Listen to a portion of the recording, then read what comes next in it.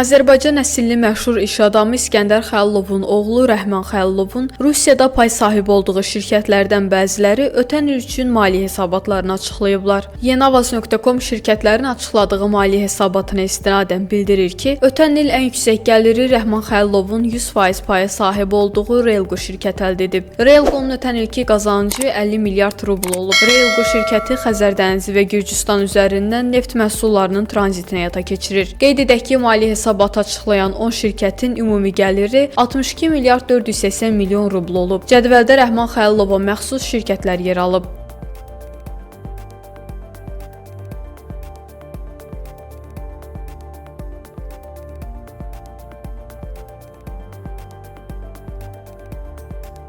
Onu da bildirək ki, İskəndər Xəlilovun kiçik oğlu Rauf Xəlilov Azərbaycanın ən böyük holdinqlərindən biri olan İSR Holdinqə rəhbərlik edir. Holdinq 1995-ci ildə təsis edilib və fəaliyyət sahəsinə otelçilik, daşınmaz əmlak, logistika, texnologiya, pərakəndə satış, avtomobil istehsalı və sairə kimi sahələr daxildir.